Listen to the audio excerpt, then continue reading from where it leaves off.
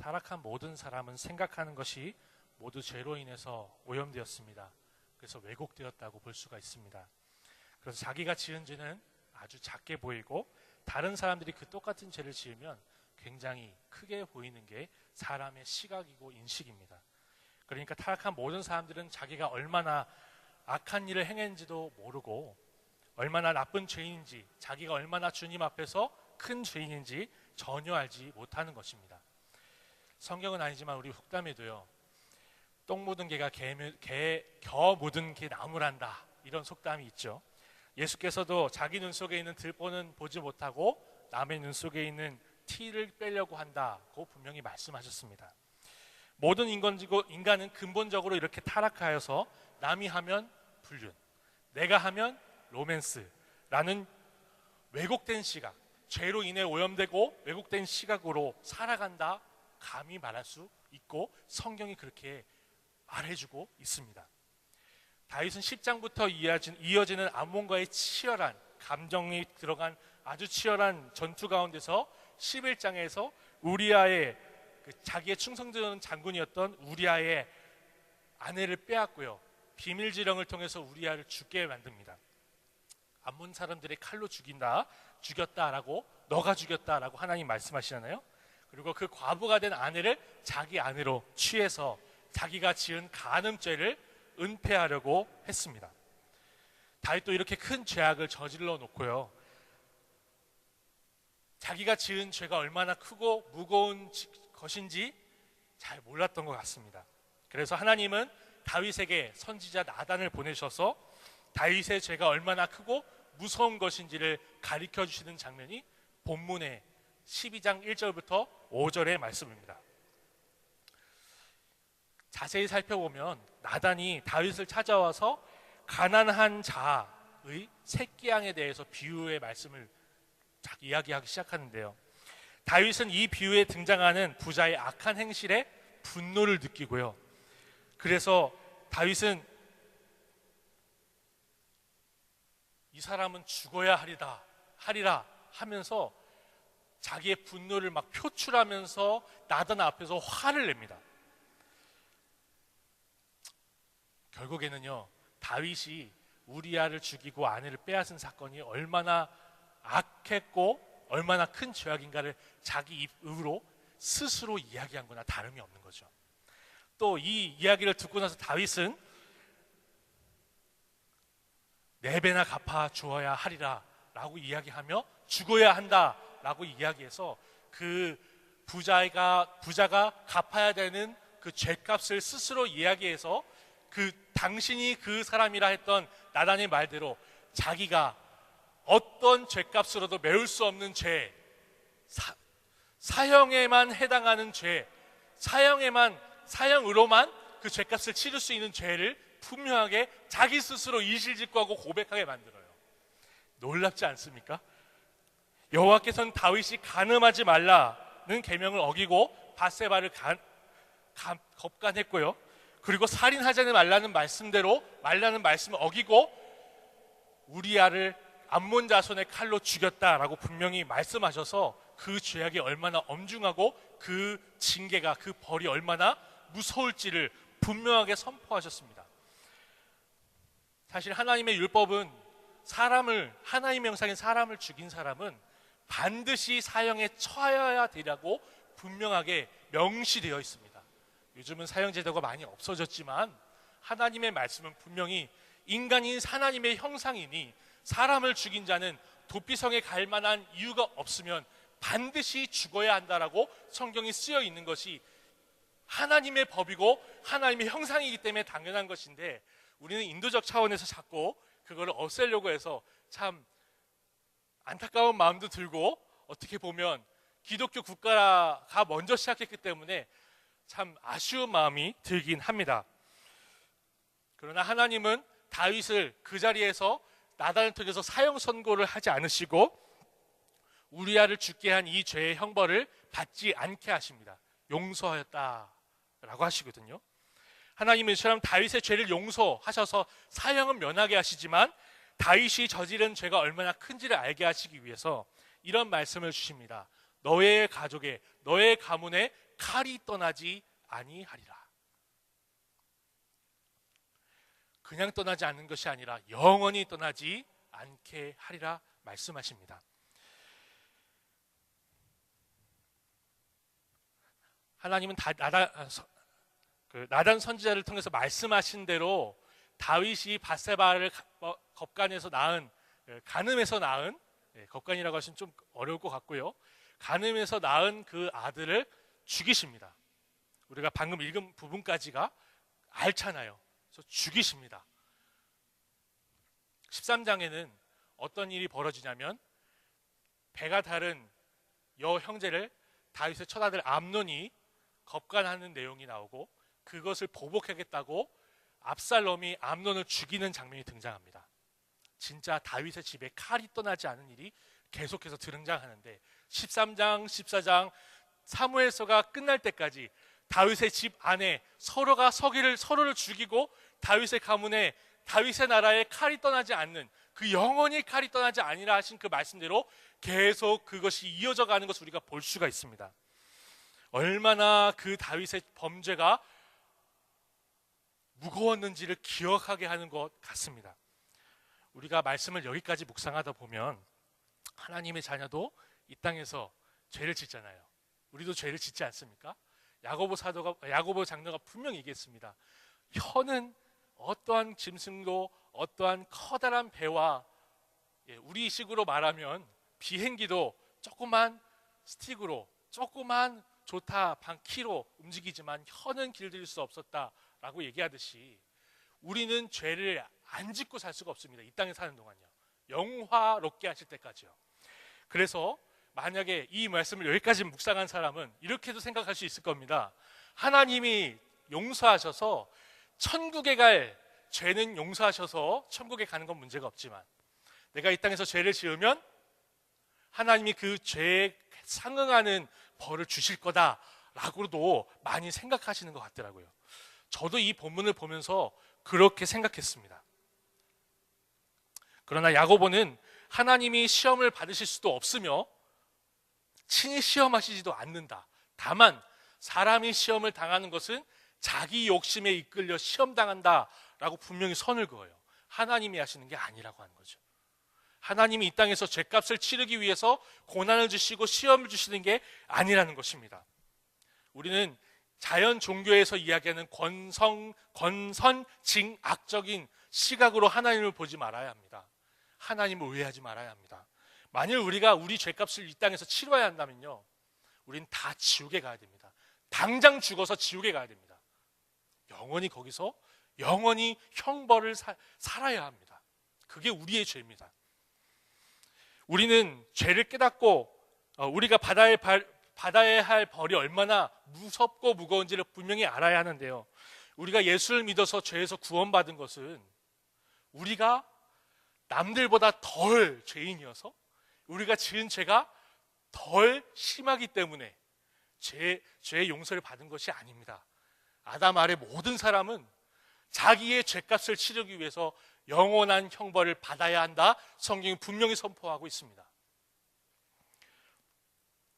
우리가 다른 사람들보다 용서받을 만큼 심각하지 않은 죄인이라서 구원받은 것이 절대로 아닙니다. 이렇게 우리 죄가 무겁고 무서운 것이라는 것을 이해할 때 우리는 단순히 이 땅에서 벌어지는 잠시 동안의 불행에 우리의 죄값을 치르는 형벌이라고 감히 말할 수 없을 것입니다. 우리가 우리 죄에 마땅한 형벌로 받을 것은 영원한 죽음이기 때문에 그렇습니다. 또한 율법을 통해서 좀 보면요, 구약 율법을 통해서 우리가 이 다윗의 사건, 칼이 영원히 떠나지 아니하리라는 이 말씀을 보면요, 하나님이 다윗은 살려주시고 다윗의 집에는 칼을 영원히 떠나지 않게 하신다고 말씀하셨잖아요. 구약 성경은 철저하게 부모의 죄를 자녀에게 묻지 않습니다. 자녀의 죄도 부모에게 묻지 않습니다. 아시죠? 다윗의 죄는 다윗에게 물어야 마땅한 것입니다. 하나님의 율법은 절대로 후손의 죄를, 후손의 공로를 그 선조에게 묻거나 전해주지 않습니다. 자기가 하나님 앞에 개인으로 서야 되는 거예요.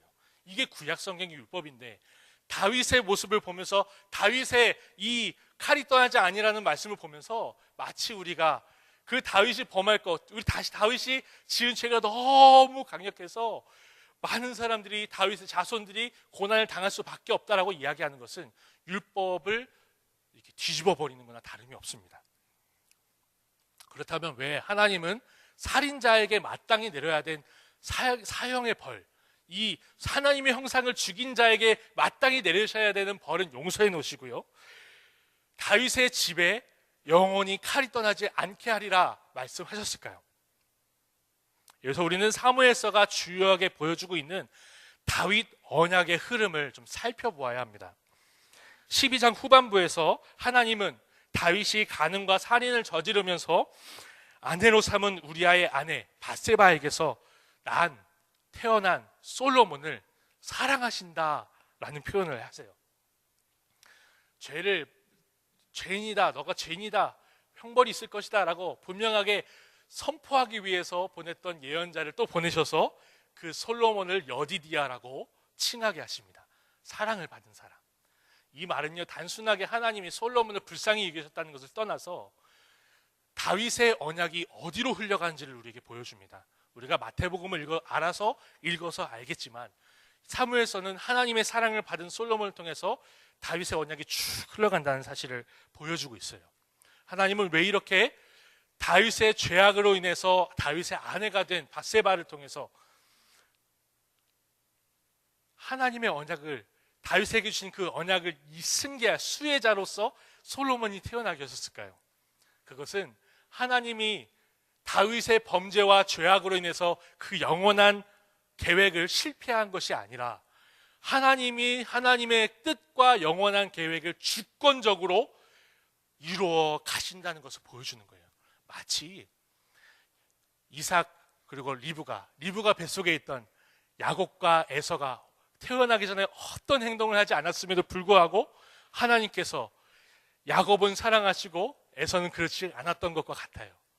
그래서 하나님은 리브가에게 큰 자가 작은 자를 섬기라 말씀하셨잖아요. 하나님의 주권, 하나님이 언약을 이루어 가시는 그 주권이 분명히 솔로몬을 통해서, 다윗이 낳은 밧세바를 통해, 우리아의 아내를 통해서 낳은 그 솔로몬을 통해서 이어가신다는 것을 이 사무엘서의 기자가 분명히 우리에게 딱 보여주고 있는 거예요. 이것이 구약의 문맥이고 이것이 언약 신학의 그 관점으로 볼 때 이렇게 보여진다는 거죠. 그러므로 우리는 아브라함 언약과 다윗 언약이 하나님의 영원하고 변함없는 계획을 향해서 인간의 죄와 실패를 다 뛰어넘어서 하나님의 주권적인 사역이 계속적으로 일관적으로 변개함 없이 쭉 이어져 가고 있고, 그 언약의 실체로서 다윗과 아브라함의 자손 예수 그리스도께서 오신다는 것을 알 수가 있습니다. 그리고 이 아브라함 언약과 다윗 언약이 이 두 가지가 다른 것 같은데 비슷하게 전개가 돼요. 완전히 같지는 않지만요, 비슷하게 전개가 되는 것을 우리가 또 확인할 수 있는데요, 하나님이 언약을 주신 아브라함의 자손이 애굽에서 아무 이유 없이 노예 생활을 하다가 430년 만에 출애굽하는 이 출애굽과 하나님의 언약을 주신 다윗의 집에 칼이 영원토록 떠나지 않다가 이제 다윗 언약을 기초하여서 구약 선지자들이 예언할 때 뭐라고 예언하는지 아십니까? 칼을 쳐 보습으로, 창을 쳐서 낫으로 사용할 그날이 속히 온다. 다윗 언약의 성취는요, 떠나지 않겠다고 했던 그 칼을 농기구로 바꾸는 하나님의 놀라운 구원 계획을 가리켜 보여주고 있다라고 구약 선지자들이 노래하고 선포하고 찬양하고 있는 것입니다. 완전한 샬롬의 나라, 죄가 없고 전쟁이 없는 완전한 샬롬의 나라가 다윗에게 주신 언약의 실체라는 거예요. 출애굽, 노예에서 자유인으로 칼이 떠나지 않다가 그 칼이 농기구로 바뀌는, 비슷하지 않습니까? 종에서 자유자, 칼에서 농기구로 바뀌는 샬롬이 비슷하게 흘러가면서 아브라함과 다윗의 자손으로 오신 예수님에 대한 실체가 쫙 모아지고 있는 거예요. 우리 특별하게 오늘 이 저녁에 좀 피곤하시잖아요. 저도 이 금요일 저녁쯤 되면 굉장히 피곤합니다. 애보랴, 설교 준비하랴, 공부하랴. 금요일 저녁쯤 되면요, 찬양인도 하고 나서 저 위에서 비몽사몽으로 굉장히 어려울 때가 많이 있어요. 알아요. 그래서 오늘 우리가 좀 성경책 두 부분만 좀 찾아봤으면 좋겠는데, 이사야서 2장 4절 한번 찾아보겠습니다. 이사야 2장 4절입니다. 구약성경 이사야 2장 4절을 보면요, 방금 제가 말씀드린 그 선지자의 선포가 나와 있습니다. 제가 읽고 눈으로 따라와 주셨으면 좋겠습니다. 같이 읽을게요. 같이 읽겠습니다.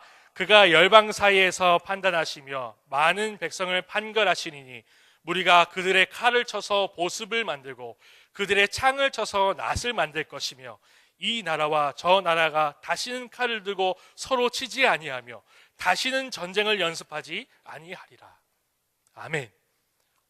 이 말씀이 동일하게 이 문맥에서 미가서 4장 3절에서 등장합니다. 혹시 가능하시면 저와 함께 찾아보시면 좋겠어요. 미가서 4장 3절입니다.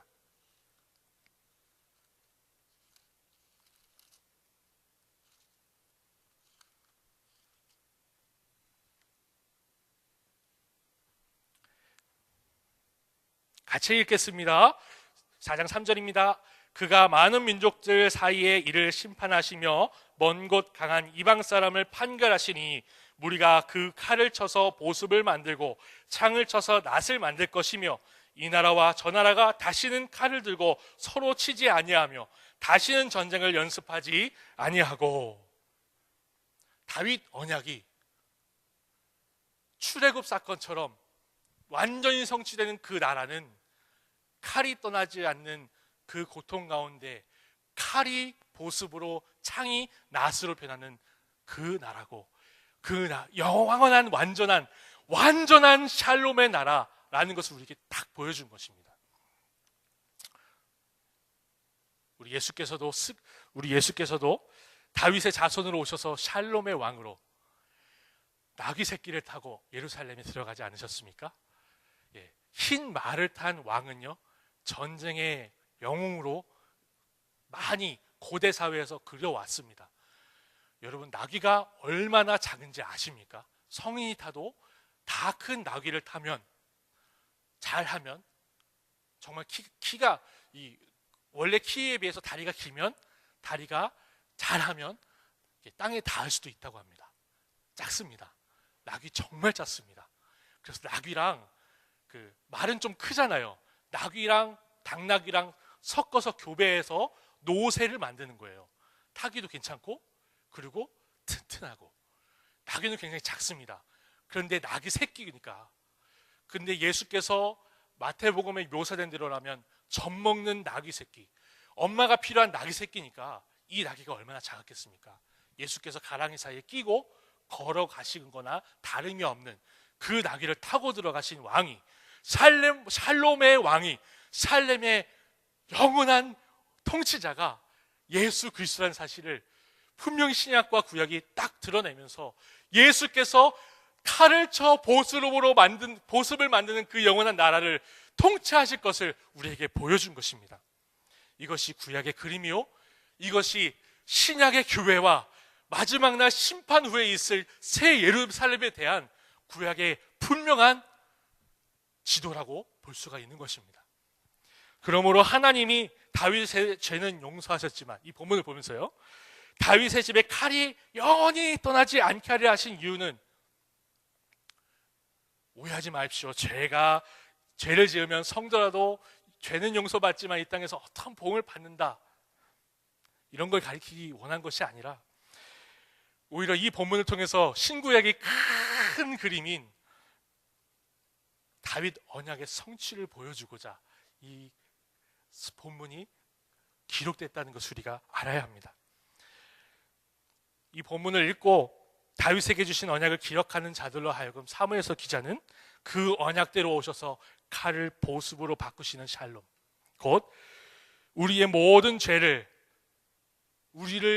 모든 죄악에서 구원하셔서 완전한 평화를 주시는 구원자의 재림을 간절히 기다리게 하는 이 본문이라는 것을 우리가 확인하면서요. 그러므로 다윗의 집은 다윗의 죄에 대한 대가로 이 칼이 떠나지 않는 형벌을 받는 게 아니라 하나님이 주신 언약, 샬롬의 날, 샬롬의 나라를 간절히 기다리게 하기 위해서 이스라엘 백성들이 노예 생활했던 것처럼 다윗의 언약을 아는 자들이 칼이 떠나지 않는 고통 가운데 그냥 두게 하심으로 다윗의 자손으로 오시는 분을 간절하게 기다리게 하는 장치가 되는 것을 우리가 확인할 수 있습니다. 하나님의 아브라함과 다윗에게 주신 언약의 실체는 이처럼 이 땅에 국한된 것이 아니라 영원한 샬롬, 곧 새 하늘과 새 땅에 대한 것임을 우리가 믿고 고백해야 될 것입니다. 우리는 칼이 떠나지 않고 질병과 재앙이 가득한 이 땅에서 고난과 고통을 당하면 당할수록 더욱 감사해야 될 것입니다. 추수감사주일이 이제 얼마 안 남았는데요. 왜냐하면요, 이렇게 감사해야 되는 이유는 우리가 칼을 쳐서 보습이 되게 하실 구원자를 알기 때문이고요. 그 주님께서 다시 오셔서 새 하늘과 새 땅으로 완전하게 하실 그 날을 약속받았기 때문입니다. 그래서 우리가 이 땅에서 평화가 없고 오히려 주님의 이름으로 욕을 먹고 박해를 받으며 거짓으로 거슬려 모든 악한 말을 들을 때 우리 주님께서 분명하게 이러라고 말씀하셨습니다. 기뻐하고 즐거워하라. 하늘의 상이 크미니라. 우리는 하늘 소망 바라보며 주님께서 약속하신 새 예루살렘을 바라보아야 할 것입니다. 간절히 바라기는 지진으로 고통당하는 우리 포항에 있는 시민들과 근방에 있는 국민들이, 우리나라 국민들이 좀 소망이 있고 또 위로가 있는 이 밤이 됐으면 좋겠고요. 특히나 그리스도 안에서 한 형제된 포항에 있는 교회들이요, 이 소망을 잃지 않았으면 좋겠습니다. 더 굳건하게 붙들었으면 좋겠습니다. 우리는 올해 표어대로요, 이 소망을 붙들고 주님 주시는 구원의 감격과 기쁨을 회복하여 주님이 오실 날, 단순히 2018년도, 2019년도를 기획할 뿐만 아니라 주님이 오셔서 완전하게 하실 그날을 기다리며 그날을 소망하며 하루하루를 기쁨으로, 소망으로 하나님 앞에 감사하며 살아갈 수 있으면 좋겠습니다. 우리 시간 잠시 기도할 때 말씀을 생각하며 주님이 어떠한 주님이신가를 고백하며 또 회개하며 감사하며 주님께 나아갔으면 좋겠습니다. 우리 잠시 묵상으로 기도하겠습니다.